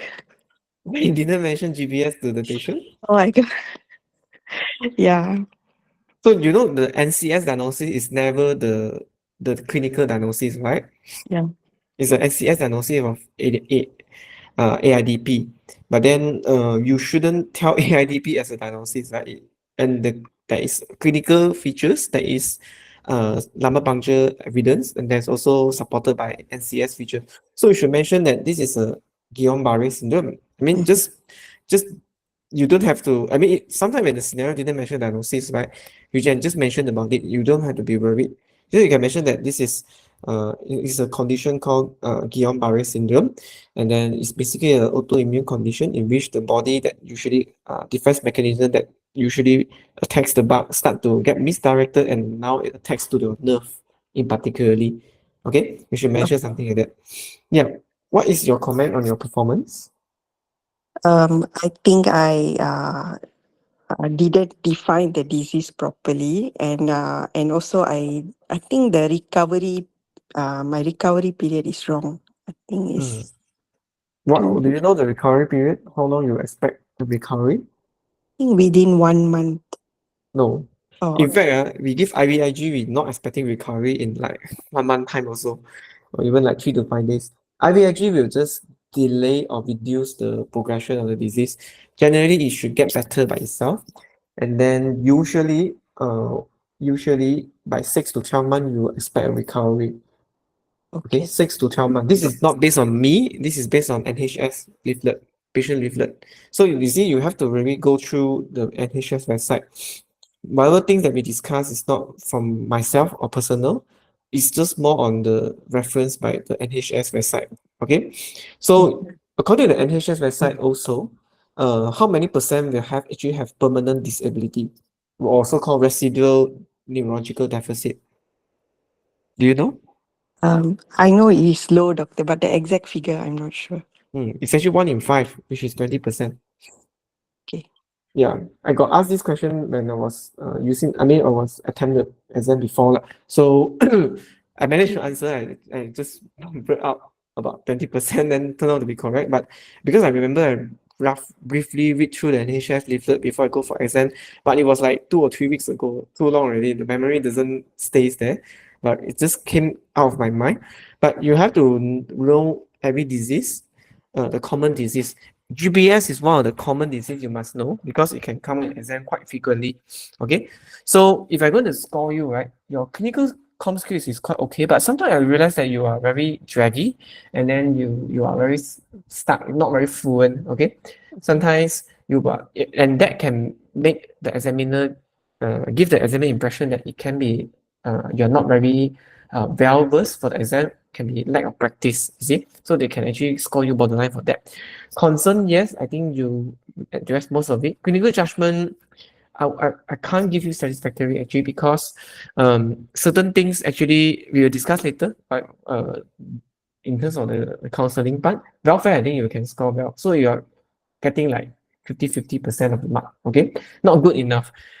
If you are unable to do well in the GPS station, which means that you really need to work hard, meaning to say you need to go to the approach properly and then read a bit on the background knowledge. Com skill is not just about talking per se, you also need to have a bit of basic knowledge. And how you get this basic knowledge is from the NHS website or even the patient leaflet. or the brochures that we all always mention at the end of the conversation, but no one reads about it, right? So, but it's important because the NHS website, if you type GBS, NHS, the first link you click in, the whatever words that they use in the website is actually the layman's term. That's the part that I like because whatever words that is used, they cannot fault you to be using a medical jargon. Okay, so it's actually very safe when you read that, and also the patient reader is also another safe thing because you know if you just follow that and use the words inside, you are quite safe. You're not using any jargon, and then you also try to learn how to describe or how to define a disease in a more layman's term. Okay. Okay. So if I go to do this station, I would say that I believe you have this condition called Guillain-Barré syndrome. It's an it's a system which I already mentioned. It cause usually triggered by infection. In your case, can be due to the loose stool that experienced prior to the onset of your weakness. And then symptoms wise, you may have weakness, difficulty to talk, or even affect activity living. It can get, I mean, you don't have to split into motor, sensory, and autonomic. I mean, this is academic, yes, you can do that. Not in exam because you really got 10 minutes only. You really need to squeeze in and make the discussion meaningful and concise. So just say that complication can be serious if not treated well. You may actually develop breathing failure in which your breathing muscles start to become weak, and you may as well need to connect to be a breathing machine if you cannot breathe well. And then sometimes you may also have difficulty to swallow, and sometimes you may need to insert a feeding tube through your nose. And occasionally you also can get a lot of this instability in your heart rates as well as your blood pressure. And sometimes, yes, you may have a risk to develop blood clots in the lung or your legs due to immobilization. And ultimately, the most fearful complication is actually the disability, because disability itself is a complication, yeah. So it can be permanent disability without treatment. The outlook is a serious, but most people will recover completely over 6 to 12 months if treated well. And then some may be left with very minimal weakness, wasting, or even difficulty in walking. Management, you can mention about multidisciplinary. Where is your MDT when you need it? You didn't mention anything about it because it's important to involve physiotherapists, OT, speech language, the speech therapists to assess the swallowing and also to train the language back. So all these are important. So management is not just about start IVIG. Okay, you want to mention a bit on the general management and only then you go into IVIG, because doing that you will know that you can spend the rest of the time to IVIG and then to talk a bit more instead of missing things. You see, you have been missing the thing. If I don't actually, I purposely help you because I ask, why am I? Is there anything else that you want to offer me other than just medication? It's very obvious when I do that, right? But in exam, surrogate will not do this. Okay, sorry. Okay. Yeah, so you must mention all that, and you also may need to mention about may need to start some blood thinners to prevent the clot because you cannot really walk. But this is not that important. The important is the IVIG. You define. So IVG is basically, you don't have to mention the jargon. You can mention that it's a blood proteins that usually helps our body to fight against infection, and actually have been prepared for other healthy people. Okay, how it works exactly we actually don't know, but we know that it helps to block those abnormal proteins that attack the nerve. Okay, and it's given by the blood channel using a slow infusion, and it can be monitored closely for any side effect. So you must mention that yes, side effect can occur, but not necessarily in all patients. Okay, so simple side effect can include headache, back pain, can have a bit of feverish sensation, tiredness, or even flu-like symptom. However, serious complication may include allergic reaction. Some in very patient with heart disease, patient can have a risk to develop heart attack. Prothrombotic is not just the DVT. Prothrombotic is also about the clots in the vessel to the coronary vessel, and also any other vessel can be stroke as well. So IVIG, we give it like water in a lot of institutions that have the service, but these are the things that we really need to tell the patient. And one of the things that if you look at the NHS also is important for us to tell non-infectious meningitis. How we tell them? So we tell them that sometimes you may feel soreness. Sometimes it can cause soreness over the brain lining, and that can actually cause headache, fever, and even feeling sick kind of sensation. But however, it's reversible most of the time. Be caution if you develop any headache, raised body temperature, breathlessness, dizziness, please inform our staff immediately. And then if you're okay, we'll let you sign a consent. Actually, FVIG, a lot of institution is the verbal consent, but certain institution is actually procedural consent, need the written consent. So it depends on what kind of scenario. If you want to be safe, you just say that you can take your time to think about it, come back to us once you have decided, and then we will let you decide and then get your consent. Just mention that if you don't want a verbal or written, want to avoid any conflicts.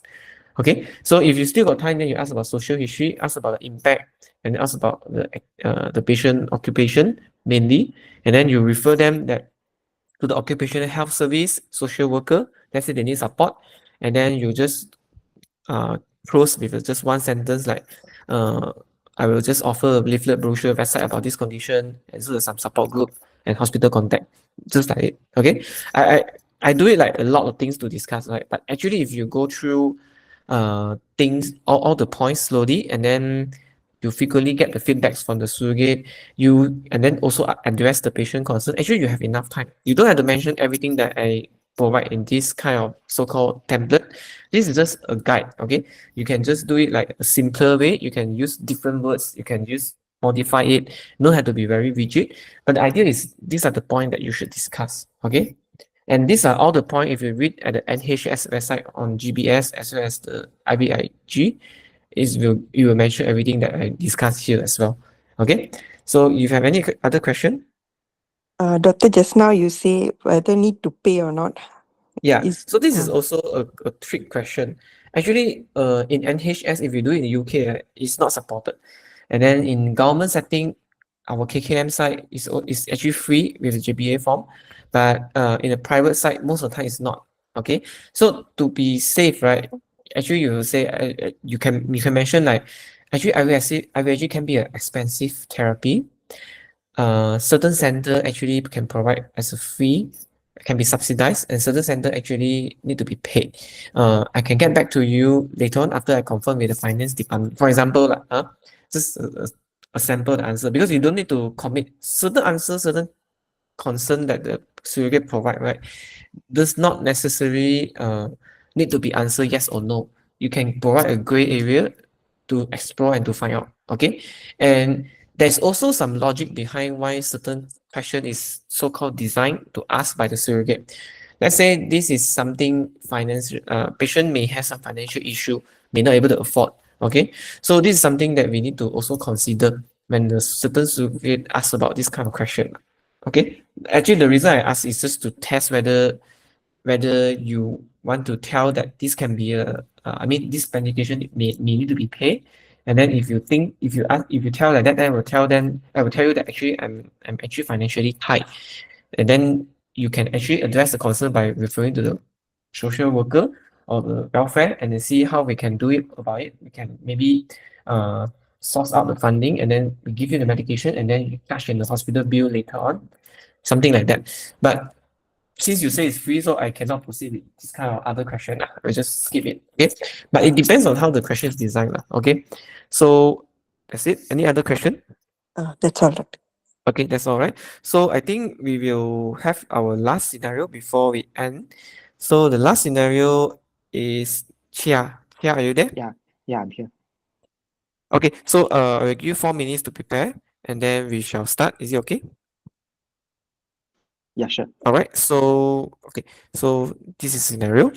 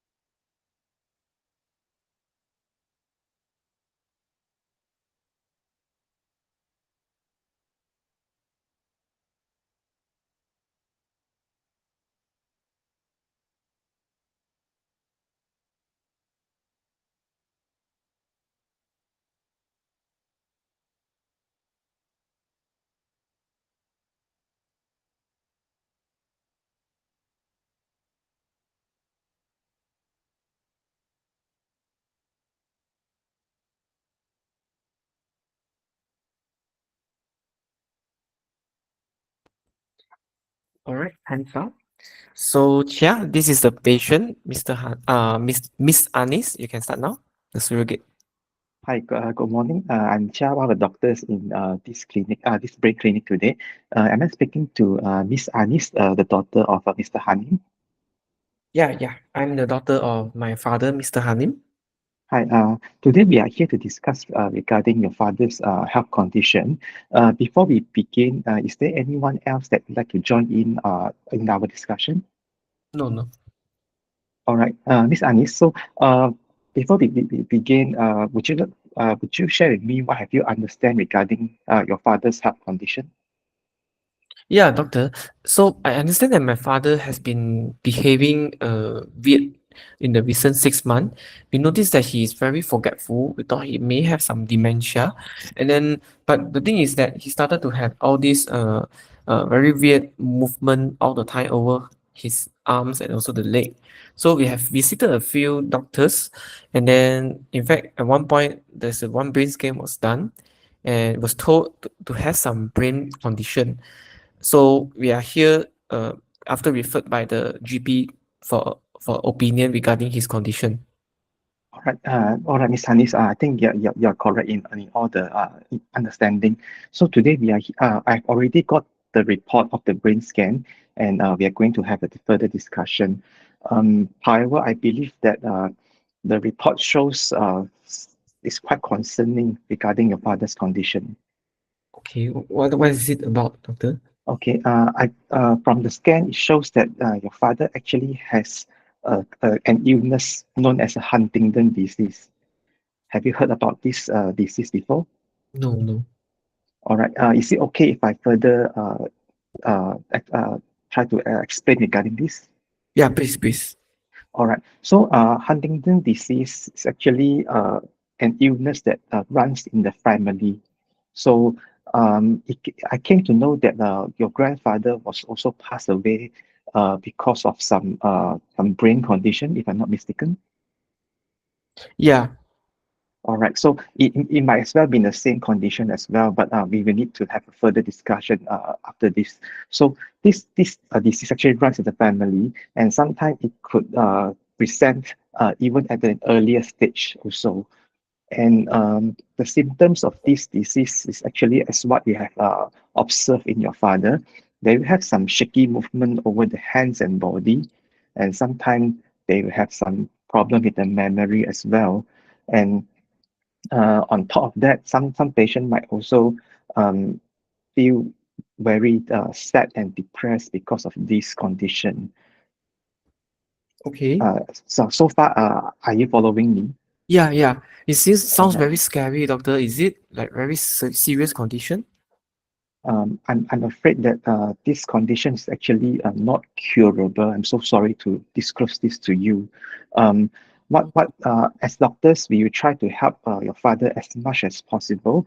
Um, there are no specific treatment per se, but there are medication that might be able to help with the shakiness as well as the memory problem as well.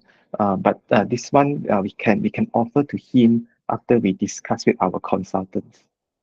Okay, but doctor, what are the potential, side effect or complication from this condition? All right. So um, usually the shakiness which you observe in your father may become more and more serious, and at some point that it will, and then at some point it will also affect his daily life because as you mentioned earlier, it may appear a bit bizarre to the normal general population. So because of this, we were quite worried that he might get some stigmatized view from the others, and one of the worrying part is that he might get depressed because of this condition. Okay. Yeah, sometimes some of the patient they will have some heart problem as well because the uh, the electric activity in the heart may be also be affected by these illnesses. Okay. All right. Then do you have a cure for for this medical condition? I'm so sorry that there is no cure per se for this condition, but we will monitor him closely for his symptoms, and then we can offer some medication that which might be able to help with this condition. That means there's no medication to slow down the condition. The medication might be able to slow down, but it's not 100% effective medication per se. I'm so sorry to disclose this to you, Ms. Anis. Okay, but so what is the next step of management for him then? All right. Before we continue, is it okay if I ask, may I know is your father still working? No, he hasn't been working for the past 6 months because of we are worried that he may not able to function well. All right. So as of this, I think we will try to refer you to a group of healthcare professionals. To begin with, we will try to approach the physiotherapist to help him to control the movement, as well as the occupational therapist to do some modification at your home and at his stay at the place he's staying. And then subsequently, we will try to talk to your father to see is he actually having some mood problem recently, feeling more sad than usual. If it's needed, with his approval or consent, we can try to refer to the mental health doctor, which to help with his mood as well. I see. Yeah, Yeah. there are also other points that we need to discuss. As this condition actually passed down in the family, I would also advise, I will also refer you to one of the genetic counselor, which they are more trained and specialized in disease that runs in the family.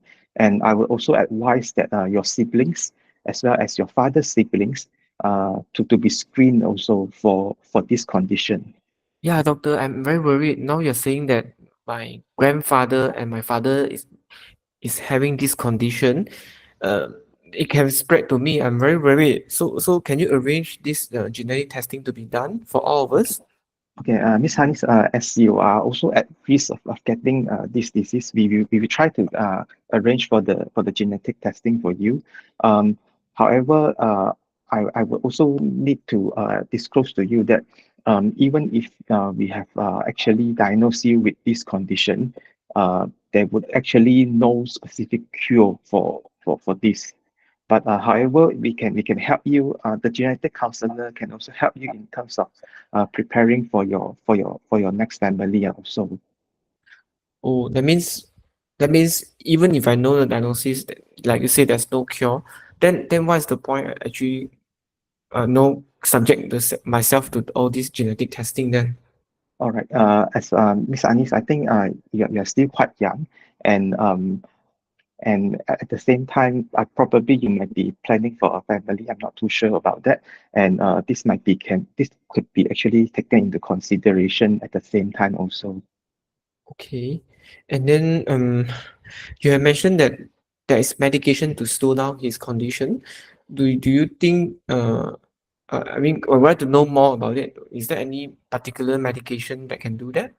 All right.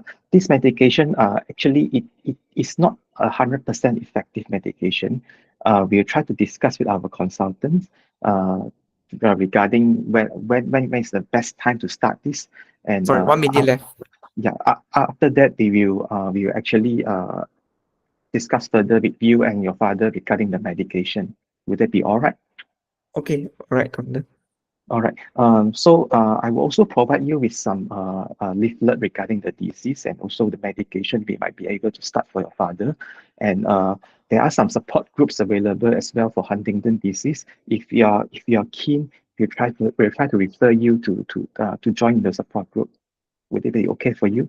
Yeah, okay, doctor. Yeah. Do you have any more concern that I can help you with, Ms. Anis? No.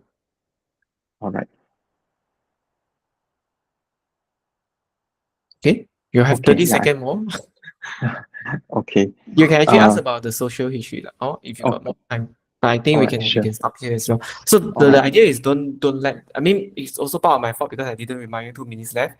The moment I told you 1 minute left, then you really quickly summarize everything, right? So but in exam, try not to give this kind of blank kind of space that examiner is looking at you and you're looking at surrogate and just let the time pass until the time's up. So you try to optimize it. So you can actually still ask about it on the social history. Who is the one that's going to take care of your father? Let's say if he become unwell someday, and then financially any issues, because can refer to the welfare, can refer to the, I mean, for the financial aid, and also arrange caretaker, things like that.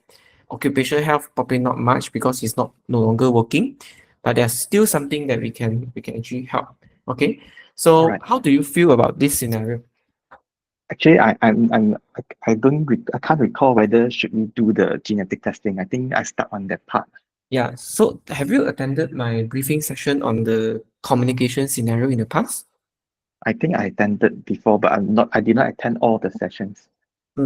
I mean, what it was like a briefing kind of session. So I go through all the usual approach and the case. Oh yeah, I and think what I are the- did. Yeah, I think Yeah. I did. So one of the things that we need to know is the genetic testing, whether it's indicated. Certain condition is indicated because there is some medication to slow down the condition. There's some medication to reverse the outcome. Then that kind of disease, then we should advise we should advise for genetic testing. However, in certain condition like Huntington, there's no medication to really slow down the disease progression. I'm quite curious when you mentioned that there is medication to slow down the disease progression. I was like, okay, what is the medication? I want to know also, because there's ongoing study of this gene therapy. It's still in research, but generally at the moment there's no medication to slow down the disease progression. No single medication. So in this kind of condition, you should advise against genetic testing, because whether, so there's a few things that you can mention. Let's say you advise not for genetic testing. First, you can mention regarding there's no definite medication. It can only cause unnecessary distress, Anxiety. and also more it can actually make you more anxious than it is. And the second point is actually it may also carry insurance kind of implication, in which if the insurance company know that about this condition, they may not able to cover you. Let's say you are unwell for some other reason or some other diseases. Okay, so usually we can tell about these two reasons why we not advise for genetic testing, simply because of the implication itself lah. First is the no definite treatment. Second is the insurance, and the third one, if you want to go right, is the also related to insurance, which is the financially lah. So if you are sick someday with any other medical condition, the insurance may not be able to cover you, knowing that you have this condition. This is something that, but we advise, we not forcing the patient. This is something that we should tell the patient that uh, is your decision. However, if you want to know in detail, you can let the genetic counselor to speak to you, and if you decided to proceed, you're having understand everything that is mentioned, is totally acceptable. Okay. And certain condition like Hokum, yes, there's the role to do a genetic testing. Man syndrome, definitely, because like for example the MAN2, right? MAN2A, is a curable disease in a way. You think about it, it's a medullary thyroid carcinoma. You can chop it off, and then what else? Parathyroid hyperplasia, and also feel is also can be treatable. I mean, the hypertension can be even be cured. So this is a potentially curable condition that then there is a role to do genetic testing.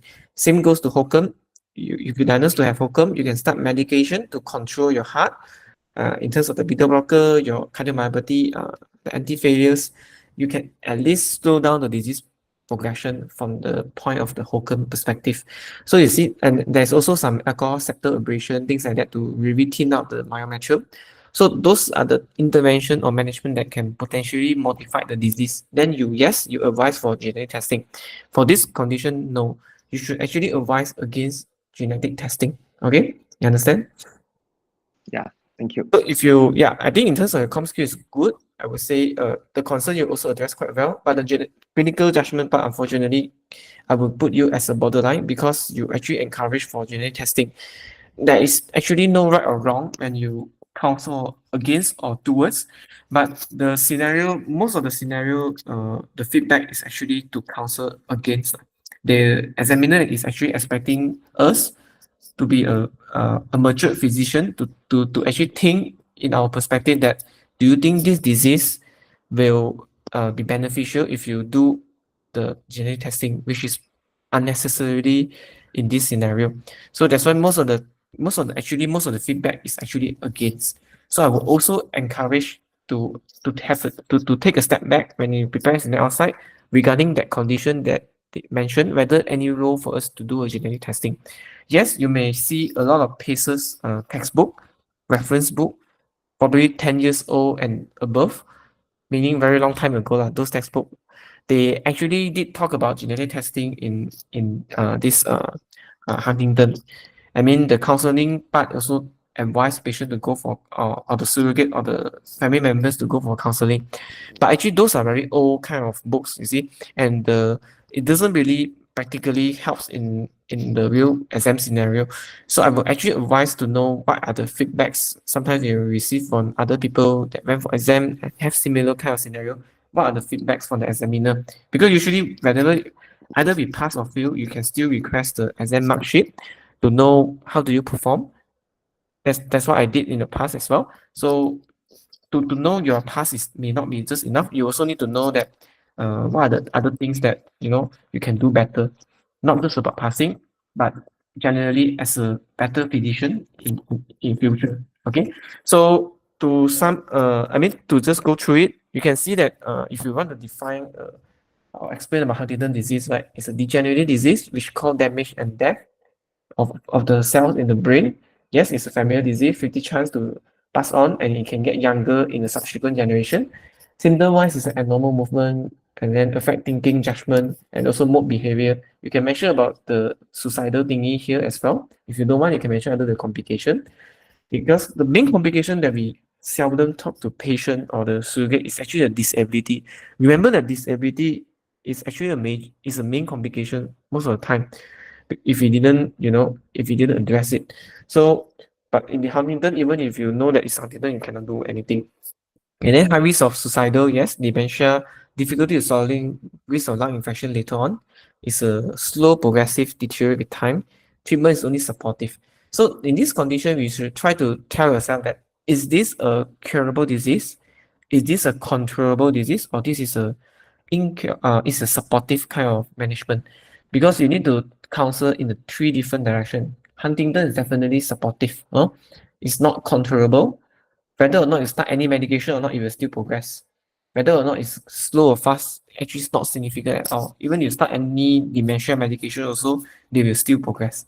Okay, so you should mention about supportive, and then yes, you want to give some hope. You can say that there's new therapy that's under investigation.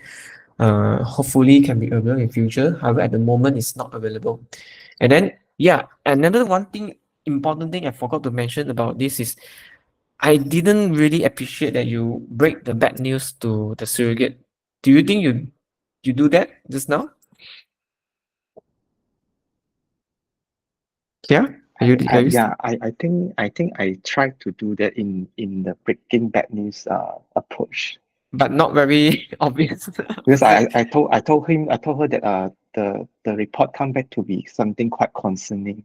Yeah, but it's not very, it's like concerning. So it can be something else, something good or something bad also, right?